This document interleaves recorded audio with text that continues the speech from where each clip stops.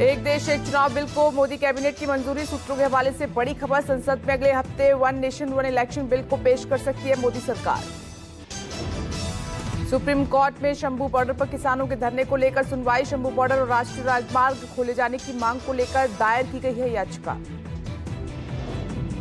दिल्ली में मकोका के तहत गिरफ्तार आप विधायक नरेश बालियान की आज फिर कोर्ट में पेशी। व्यापारी से जबरन वसूली मामले में हुई थी बालियान की गिरफ्तारी।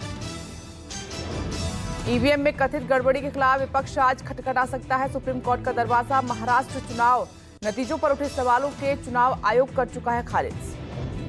तमिलनाडु के डिंडिगुल के निजी अस्पताल में लगी आग, एक बच्चे और 3 महिलाएं सहित 7 की मौत। रेस्क्यू किए गए 29 मरीजों को दूसरे अस्पताल में किया गया शिफ्ट। प्रधानमंत्री नरेंद्र मोदी का आज प्रयागराज का दौरा है। महाकुंभ मेले के विकास कार्यों के निरीक्षण के साथ 6670 करोड़ की परियोजनाओं का करेंगे उद्घाटन। संगम और अक्षय वट स्थल पर करेंगे पूजा अर्चन। संसद में आज से 2 दिवसीय संविधान पर चर्चा। लोकसभा में संविधान की 75वीं वर्षगांठ पर ऐतिहासिक बहस की शुरुआत रक्षा मंत्री राजनाथ सिंह करेंगे। विपक्ष की ओर से प्रियंका गांधी वाड्रा होंगी पहली वक्ता। संसद पर हमले की आज 23वीं बरसी है। लोकतंत्र के मंदिर पर साल 2001 में आज ही के दिन पाकिस्तानी आतंकियों ने हमला किया था। हमले में सुरक्षा कर्मी सहित 9 लोगों की मौत हो गई थी, 18 जख्मी हुए थे। दिल्ली सरकार की महिला सम्मान योजना के तहत आज से शुरू होगा रजिस्ट्रेशन। योजना के तहत 18 साल से अधिक उम्र की महिलाओं को हर महीने मिलेंगे 1000 रुपए। आप संयोजक ने गुरुवार को किया था ऐलान। सुप्रीम कोर्ट का प्लेसेस ऑफ वर्शिप एक्ट 1991 पर बड़ा फैसला। दरगाह मस्जिदों के सर्वे से जुड़ी नई याचिकाओं पर रोक। कोर्ट ने 4 हफ्ते में मांगा कोर्ट से जवाब। 17 फरवरी को अगली सुनवाई। 14 दिसंबर को रात 11:15 बजे से 15 दिसंबर सुबह 4:45 बजे तक रेलवे की कंप्यूटरीकृत सेवा रहेगी बंद। इन 5 घंटों के दौरान online ticket booking, cancellation, inquiry 139 सेवा रहेगी बंद। तकनीकी वजह से बंद रहेगी सेवा। दिल्ली चुनाव से पहले महिलाओं के लिए अरविंद केजरीवाल की बड़ी सौगात। महिला सम्मान योजना को मिली मंजूरी। हर महीने मिलेंगे 1000 रुपए। चुनाव जीतने पर 2100 रुपए देने का ऐलान। दिल्ली में आप सरकार की महिला सम्मान योजना पर बीजेपी प्रदेश अध्यक्ष वीरेंद्र सचदेवा का तंज। कहा कि पंजाब चुनाव में माताओं बहनों को भी राशि देने का किया गया था वादा, क्या हुआ। दिल्ली में महिला सम्मान योजना के ऐलान को सीएम आतिश ने बताया बड़ा कदम। कहा कि आप संयोजक अरविंद केजरीवाल ने फिर साबित किया कि महिलाओं के हितों का वे कितना ख्याल रखते हैं। दिल्ली विधानसभा चुनाव के लिए कांग्रेस ने जारी की 21 उम्मीदवारों की पहली लिस्ट। संदीप दीक्षित को नई दिल्ली, प्रदेश पार्टी अध्यक्ष देवेंद्र यादव को बादली, रागिनी नायक को वजीरपुर और अभिषेक दत्त को कस्तूरबा नगर से टिकट। सूची जारी होने के बीच कांग्रेस नेता टीएस सिंहदेव का बड़ा बयान। सत्ताधारी दल को हराना मकसद नहीं, राजधानी दिल्ली में अच्छा और प्रभावी प्रदर्शन करना कांग्रेस का लक्ष्य। दिल्ली में अगले साल फरवरी में संभावित विधानसभा चुनाव को लेकर चुनाव आयोग की बैठक है। गुरुवार को राज्य के मुख्य चुनाव अधिकारी और जिलाधिकारियों के साथ चुनावी तैयारियों को लेकर ईसी की बैठक। महाराष्ट्र में कैबिनेट विस्तार को लेकर हलचल तेज हो चुकी है। देवेंद्र फडणवीस ने की पीएम मोदी से मुलाकात। अजीत पवार ने कहा कि 14 दिसंबर को होगा कैबिनेट का विस्तार। राजधानी दिल्ली में गृह मंत्री अमित शाह से महाराष्ट्र के डिप्टी सीएम अजीत पवार ने की मुलाकात। पत्नी सुनेत्रा पवार और एनसीपी नेता प्रफुल्ल पटेल भी रहे मौजूद। संविधान दिवस पर आज से संसद में 2 दिवसीय चर्चा को लेकर बीजेपी ने जारी किया व्हीप। पार्टी के सभी सांसदों को सदन में मौजूद रहने के निर्देश। कांग्रेस ने भी बनाई अपनी रणनीति। वन नेशन वन इलेक्शन को मोदी कैबिनेट की मंजूरी पर गहराई सियासत। आप संयोजक अरविंद केजरीवाल ने कसा तंज। कहा कि वन नेशन वन इलेक्शन से जरूरी एक राष्ट्र, एक शिक्षा और एक स्वास्थ्य सेवा प्रणाली है। पश्चिम बंगाल सीएम ममता बनर्जी ने भी वन नेशन वन इलेक्शन को बताया बकवास। कहा कि सदन से सड़क तक टीएमसी इस बिल का पुरजोर विरोध करेगी। सपा अध्यक्ष अखिलेश यादव ने एक देश एक चुनाव पर एक्स पर साधा निशाना। कहा एक देश एक चुनाव सही मायनों में एक अव्यावहारिक ही नहीं अलोकतांत्रिक व्यवस्था है।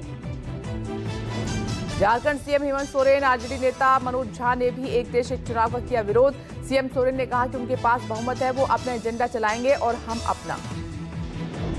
राज्यसभा में विपक्षी सांसदों का जोरदार प्रदर्शन। जेपी नड्डा ने कहा कि संसदीय परंपराओं पर विपक्ष को भरोसा नहीं।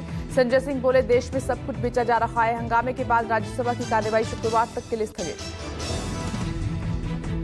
संसद के शीतकालीन सत्र का 13वां दिन भी चढ़ा हंगामे की भेंट। संसद परिसर में विपक्षी सांसदों का प्रदर्शन। देश नहीं बिकने देंगे पोस्टर के साथ प्रदर्शन।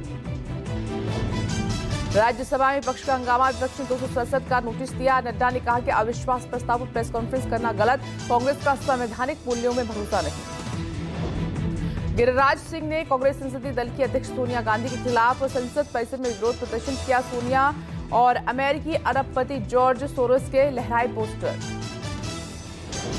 कांग्रेस सांसद गौरव गोगोई का सदन की कार्यवाही बाधित करने को लेकर केंद्र सरकार पर हमला। कहा कि सरकार के पास बेरोजगारी, महंगाई जैसे मुद्दों का नहीं है जवाब, इसलिए उठा रहे हैं जॉर्ज सोरोस का मुद्दा।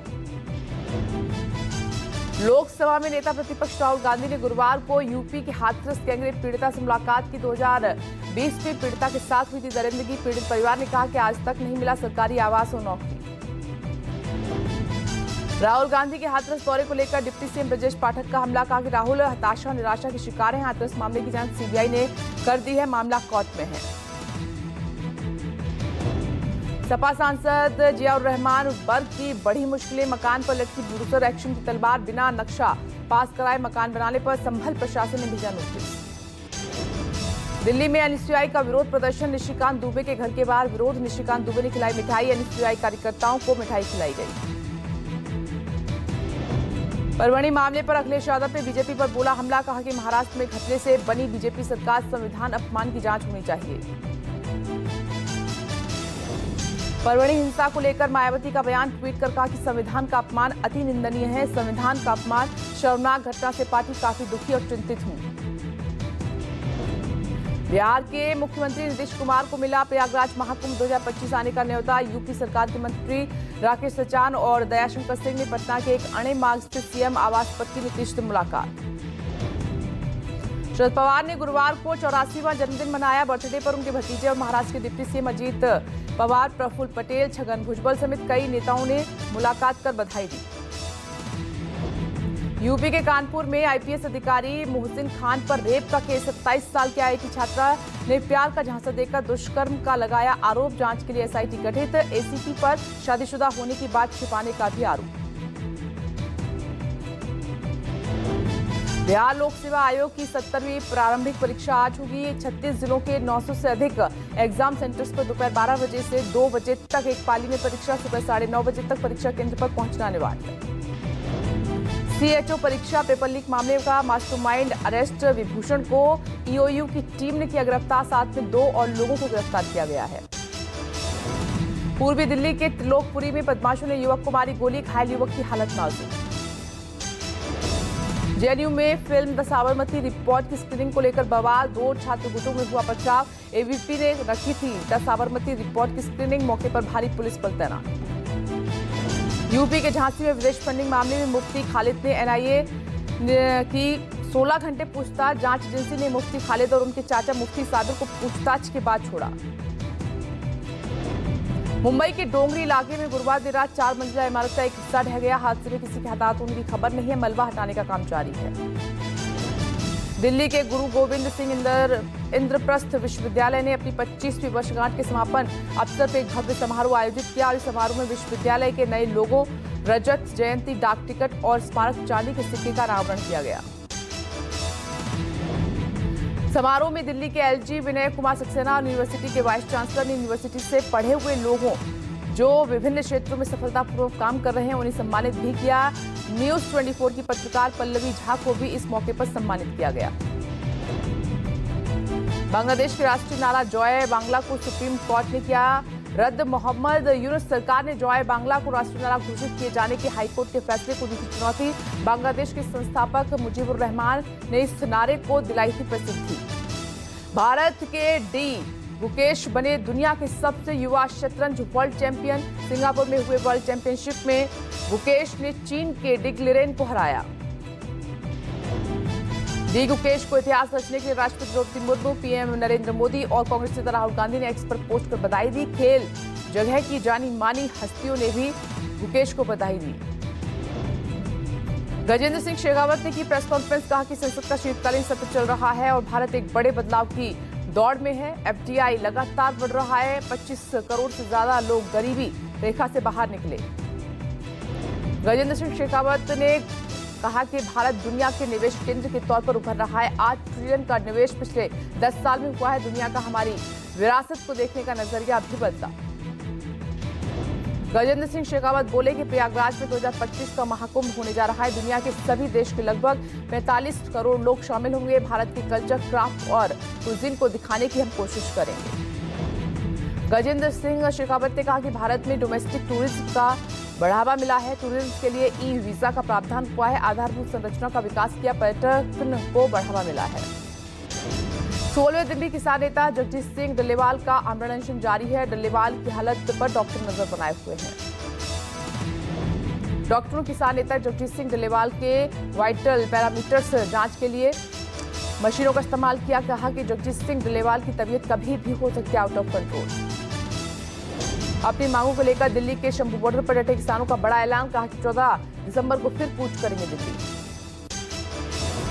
101 किसानों का जत्था कूच करेगा दिल्ली। एमएसपी समेत कई मांगों को लेकर शंभू और खनौरी बॉर्डर पर इकट्ठा होकर जाएंगे दिल्ली। किसानों ने आंदोलन के दूसरे चरण में कई संगठनों से की एकजुट होने की अपील। अपनी मांगों को लेकर एक बार फिर आंदोलनरत हैं किसान। यूपी के जौनपुर इंजीनियर अतुल सुभाष सुसाइड कांड में आया नया मोड़। निकिता की आरोपी मां और भाई घर छोड़कर फरार। अतुल के ससुराल वाले घर में ताला लगाकर हुए फरार। गली से भागते हुए वीडियो में कैद हुए। अतुल सुभाष सुसाइड केस की जांच के लिए जौनपुर पहुंची बेंगलुरु पुलिस। जौनपुर में सुभाष की पत्नी निकिता के रिश्तेदारों से कर रही पूछताछ। पुलिस के डर से निकिता भी हुई फरार। अतुल सुभाष सुसाइड केस में अतुल की पत्नी 7 साले पर आत्महत्या के लिए उकसाने का केस दर्ज।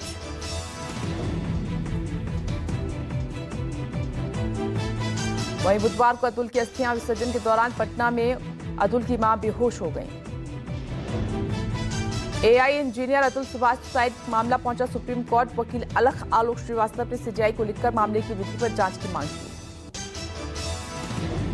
बिहार की राजधानी पटना में अपराधियों का तांडव। पीर बहो थाना क्षेत्र में दवा की दुकान पर तड़के फायरिंग की। बुलेट पर आए अपराधियों ने की फायरिंग। दवा दुकानदार से 4 दिन पहले मांगी थी रंगदारी। पैसे नहीं देने पर अंजाम भुगतने की चेतावनी दी थी। फायरिंग के बाद मौके पर पहुंची पुलिस। सीसीटीवी फुटेज के आधार पर जल्द अपराधियों को पकड़ने का दिया भरोसा। भोपाल में बदला स्कूलों का समय। ठंड को देखते हुए स्कूलों का समय बढ़ाया गया। जिला शिक्षा अधिकारी ने किया आदेश जारी। सुबह 9 बजे के बाद ही खुलेंगे स्कूल। मध्य प्रदेश में पड़ रही कड़ाके की ठंड, कोहरे और गिरते तापमान को देखते हुए राजधानी भोपाल के स्कूल खुलने का समय बढ़ाया गया। नया आदेश आज से लागू।